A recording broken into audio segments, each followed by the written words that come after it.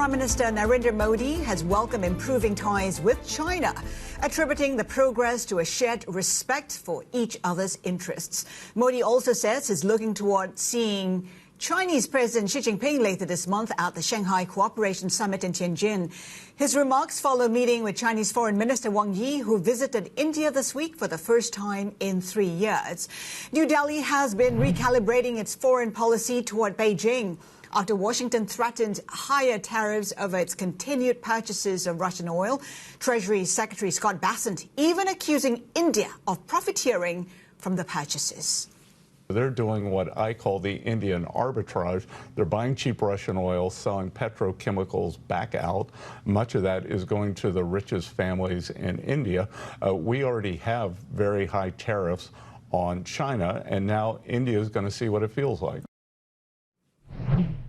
Let's get the views of Pushan Dutt, Professor of Economics and Political Science at INSEAD. Pushan, good to have you back. It does look like U.S.-India relations are testing new lows. What's going on, with the bilateral relations between the two? So as with everything Trump, we have to get inside his head and think what he's thinking. So, India has been moving closer to the U.S. since the Clinton administration, and, it was seen as an increasingly important power in geopolitics. Now, with a few tweets or truths, this has completely been upended. Now, why is Donald Trump doing that? There are, a couple of reasons I can think of. One is that he got very annoyed with Prime Minister Modi when Trump tried to take credit for bringing the India-Pakistan conflict to a halt, and India insisted that the U.S. had no role in it. Pakistan, on the other hand, said, it was the U.S. played a huge role, Donald Trump played a personal role, he should get the Nobel Peace Prize, so that might have just, miffed him off, and he went for it. This is also sort of related to the trade war which has been going on. India runs a large trade surplus vis-a-vis the U.S., so that's why it was hit by 25% tariffs. And maybe it's also to do with the Ukraine conflict, because Trump refuses to put any direct pressure on Russia, but maybe by, targeting this oil trilateral trade, he's trying to put some indirect pressure on Russia. So India now, between a rock and a hard place, looking at China to establish better relations so that they can work together, perhaps, benefit from each other's economies. Can that work if trust isn't there? I think it'll take some time to build it up. So we should see this, the ties between India and China have been frozen since about 2020 when there were border clashes. There are multiple disputes there, but I don't think any of these are, completely irresolvable. So this is about the clashes on the border. This is about the support to Pakistan in the recent conflict. This is about China also not being happy with the China plus one strategy, where all the multinationals set up production, take it away from China and put it to India. But these are not irreconcilable differences, because firstly, geography does matter. The huge Himalayas between them makes conflict actually very, very difficult for both of them, and very difficult to sustain. Chinese investments are not doing well in Pakistan, both in terms of financially and in terms of, security attacks. And finally, I think China, as it makes its pivot more towards the industries of the future, India seems to be a natural place for the Chinese to invest in and, set up the low-value manufacturing. Keep also in mind that they've had millennia of exchange. They have a shared colonial history. They're both part of the global south, even though that's an awkward term. So there are lots of things which make them natural allies. So given that Modi is looking forward to meeting Xi Jinping, how significant is that, one? And two, what can be achieved realistically?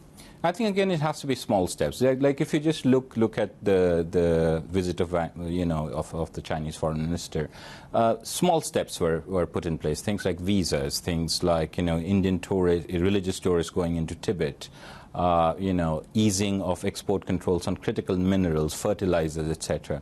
Then have lots and lots of, yes, have the top-level dialogue, but also have lots of different dialogues. But most importantly, I think this is what they're trying to do, is they're trying to separate the economics from the security concerns. So that's why Wang Yi's visit was, partly with Jaishankar on the foreign relations part and partly with the national security advisor on the security side. So slowly build up trust, and I think Trump might actually push both of them into each other's arms. But might Trump also be playing one against the other? If you take a look at how much more more lenient Trump is towards China versus India. I mean, take a look at Russian oil purchases.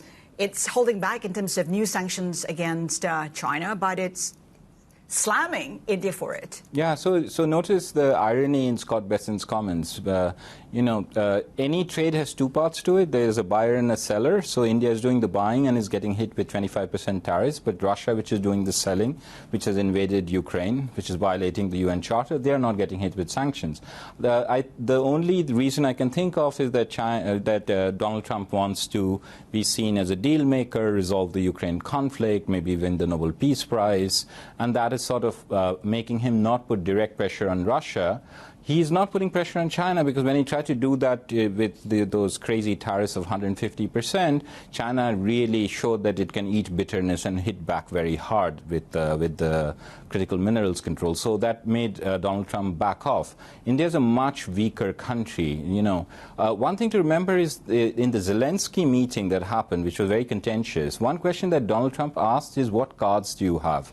And told Zelensky he holds no cards. I'm sure every political leader around the world is asking themselves exactly the same question. What cards do I hold in my relationship with the U.S. because the U.S. is becoming increasingly belligerent?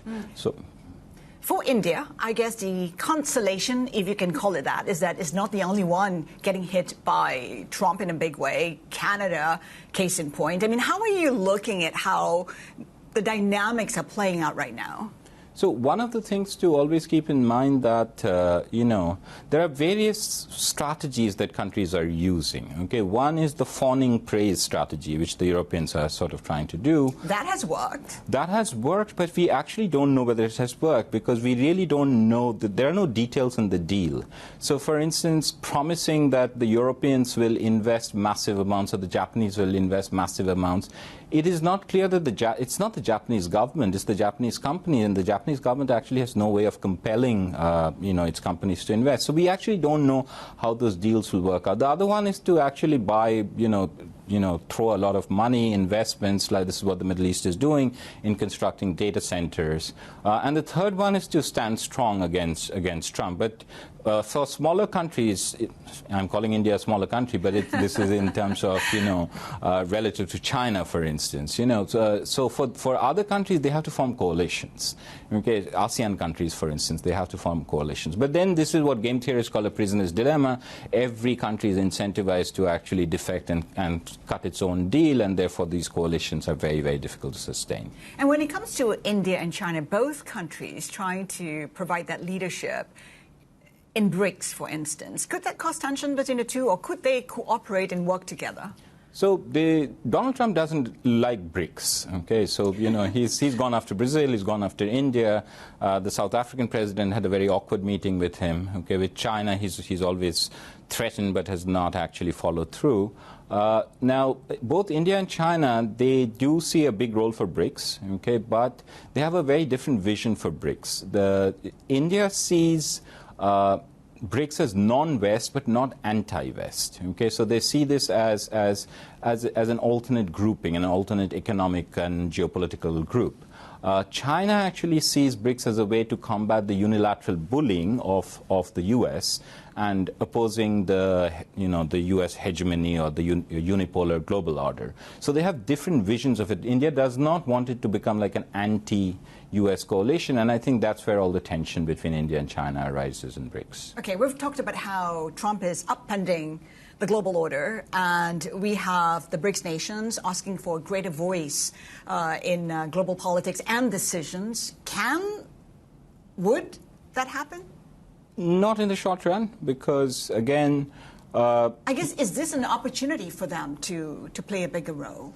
I think there is an opportunity for them to actually have closer ties. Many of the groupings, whether it is BRICS, whether it is ASEAN, they tend to be more aspirational than real. It would require much closer cooperation within all of these regional groupings.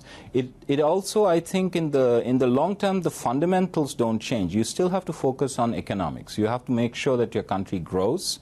That's how you get cards, in a sense. Okay, you have to now be, in terms of defense, more self-reliant, because you cannot rely on the U.S. Security protection or the Russian security protection. So therefore, all countries have to have this delicate balancing act of being self-sufficient on certain dimensions, but also closely cooperating in other dimensions. So new alliances like China and India, can that withstand the test of time? Do you see that persisting, past Trump's administration? Yes. So I think one mistake that political leaders should not make is that they should not think of Trump as an aberration. Perhaps Biden 2020 was the aberration, and that there is something which has fundamentally shifted in the U.S. So the U.S. has become a lot more inward-looking, also a lot more belligerent, a lot more transactional. So if we think of that is the world that's going to persist, all of these countries actually have to make significant shifts in their diplomatic outlook, in their economic ties, in their people-to-people exchanges, etc.